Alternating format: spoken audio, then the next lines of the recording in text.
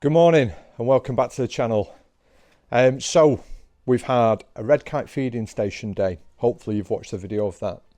We've had a day in a sparrowhawk hide. Hopefully you've watched the video of that. And today is the primary reason of why I've come up into Scotland, still in winter time, and that is for mountain hare. Now, I posted a video a couple of weeks ago where I went looking for mountain hare in the Peak District, and I have found them in the Peak District in the past, but I've never managed to photograph them in the snow.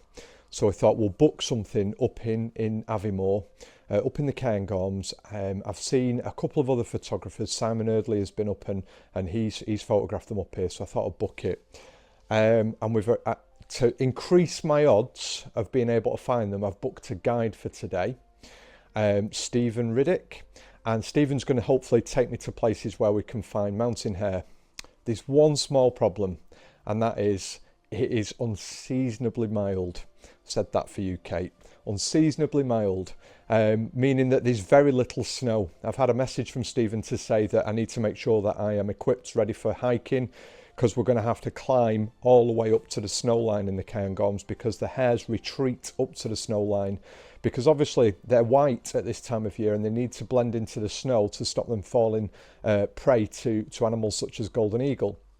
So they will have retreated up to the snow line. So I've got a hell of a lot of hiking ahead of me. I've got a hell of a lot of hiking ahead of me today, but hopefully we should get to see some. On a plus though, it's forecast heavy snow for tomorrow. So if I get to find them today, the aim will be to locate them. What 3 words are locations? And I've mentioned that I use that in the past. And then hopefully come back tomorrow when there is some snow and maybe get some photographs with them. However, I suspect that they may start to move down the slopes with the snow as the snow begins to fall, because obviously they're looking for areas where there is more pasture for them to be able to feed on. I'm guessing though I'll get some more information from Stephen while we're out here. He's the expert, so he's going to give me the information about it. So I'm wrapped up nice and warm. I've got more clothes to put on. I've got all my hiking kit ready. It's certainly going to be an adventure, so come along and see what I see.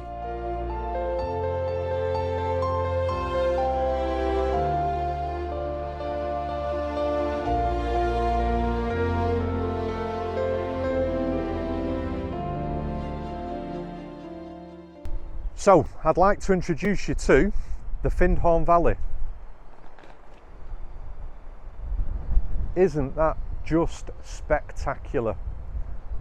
Absolutely pristine glacial environment, and the potential of golden eagle, white-tailed eagle, mountain hare, red deer, you name it. Absolutely spectacular. What a wonderful part of the world that we're in.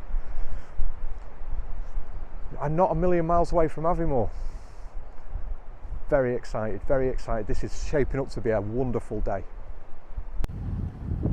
So we've just pulled over because we've actually got some mountain goats, and Steve's just been explaining to me that they're imported from the Mediterranean and they have their young in the coolest time of the year in December, and they still have the young at that time of year here. So these mountain goats are just on the other side of the river. I'm going to bob down and get some photographs and a little bit of video for you. Have got young with them, which is just unbelievable. We're in February and they've got little tiny kids with them. So let's go and have a look.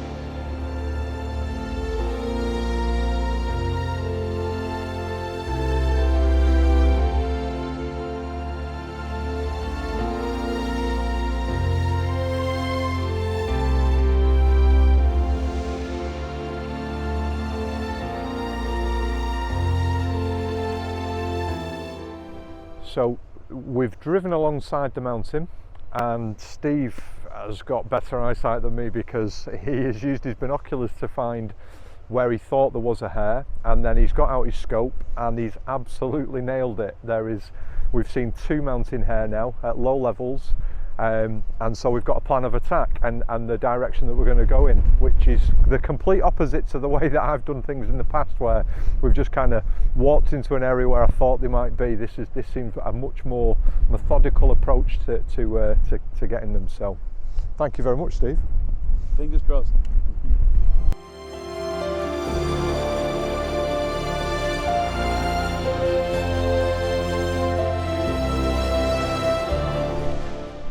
So we've doubled back on ourselves, dropped the car off, and are now making our way up adjacent to the road where we spotted the hares from. And we're just going to get into the area where we last saw it, find its location, and then hopefully get some photographs and some video for you. We've just found the first of the 2 hares that we spotted from the road. This one's quite high up the hillside. The second one is a little lower, so we're going to make our way to the lower one first, see if we can get to that one, and then possibly come back to this one afterwards. So we've got to our first mountain hare. He's really low, he's almost down on the valley floor, but he's tucked in behind some stones on just a little flat piece of land, so it should make a really nice photograph. So Steve's just explained the tactic of what we're going to do to try and approach the hare, and that is to traverse diagonally and slowly, very slowly get towards it. He said the worst thing you can do is to walk directly towards it, and that will often spook it and move it on. So it's going to be a slowly catch a monkey approach, and hopefully I'll bring you some video and some photographs.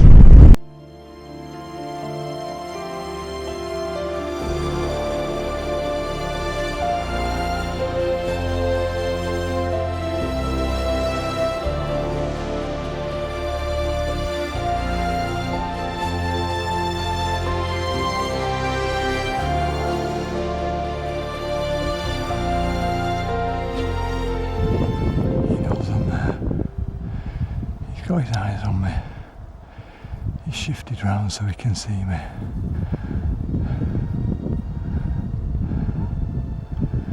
He's a beautiful bunny though. Absolutely beautiful.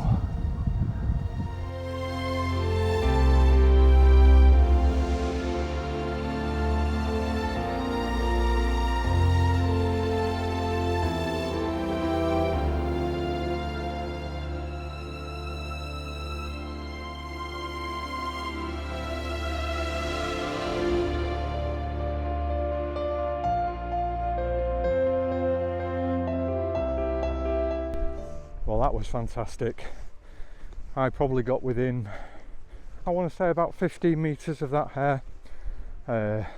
He knew I was there. He shuffled around a couple of times to ensure that he had a sight on me. I decided not to go any closer. I'd got some photographs and video that I was really happy with, and my aim was to leave and kind of leave him where he was. Wow. Absolutely sensational.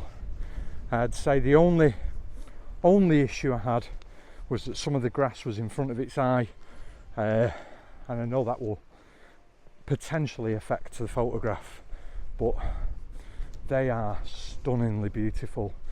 There's no snow, so we've not got the snow shots I was hoping for, but I don't care, because actually the shots I'm getting are incredible. You probably notice I'm taking real care walking down. I'm on a very steep embankment, so I've just got to make sure that my footing is good. So we're going to move on and have a look for some other places, and fingers crossed some other encounters. I hope you're enjoying it every bit as much as I am, because it's fabulous, absolutely fabulous.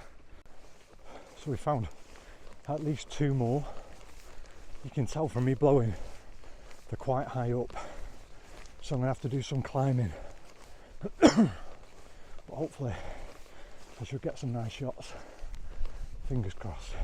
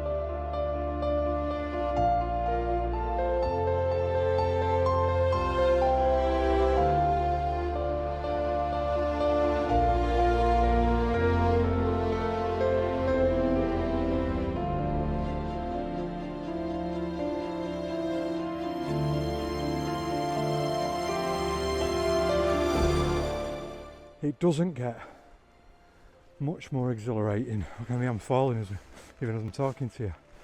It doesn't get much more exhilarating than that. I am, oh, God knows how high, up the side of a mountain, and I'm hoping that you can see from the slope behind me how steep it is. And I've played a game of cat and mouse with at one point 4 hares, 2 left, leaving 2 behind. And I've definitely got some photos and some video of them both in the same frame, which is something I've never achieved before.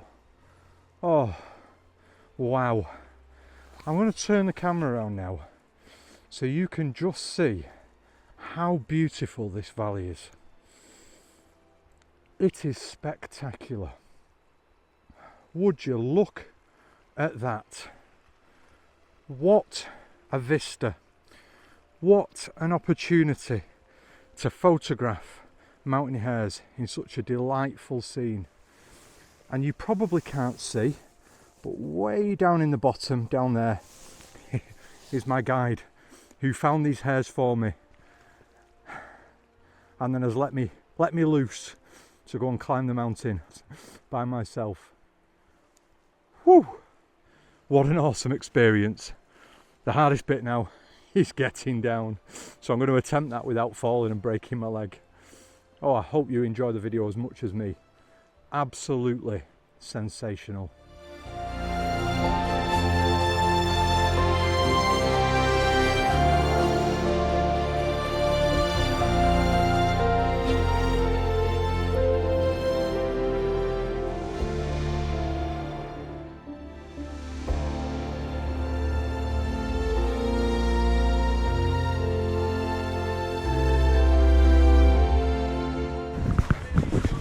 Oh, there was 4,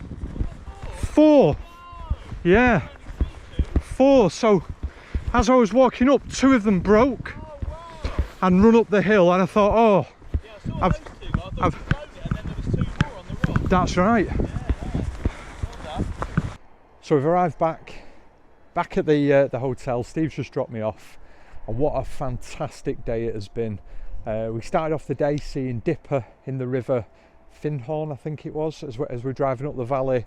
We've seen crossbills, which I've never seen before. Didn't manage to get photographs of any of those, they were seen from the vehicle, but seen crossbills, seen mountain goats with little kids, which again was a truly unique experience. And then obviously we've experienced what we were looking for, which was the mountain hare. Steve knew exactly the places to take me, put me into reaching distance of the mountain hare, and then it was up to me and my field craft, after being given some tuition from Steve of how to approach them, to get as close as I possibly could. And I've certainly done that. And I hope that that's come across in the video, and that you've seen you've seen some mountain hare on the video, and I've got some good photographs. So I'm going to bring an end to the video there. If you've enjoyed it, please give it a like. If you've not yet subscribed, please consider subscribing. Only about 20% of my viewers are actually subscribed to the channel, so it would help greatly if you wouldn't mind subscribing. If you want to drop me a comment, pop it in the box below. I respond to all the comments that I get. And until next time, ta-ra. So following a tip-off from Steve yesterday, who suggested that I came to the Cairngorm Ski Resort car park to photograph snow bunting, and I've arrived, and there is snow bunting exactly where he said there would be, on the steps. Apparently a number of people put out regular seed out here, and there's 4 at the moment just posing quite beautifully. So I'm going to crack on and get some photographs of them.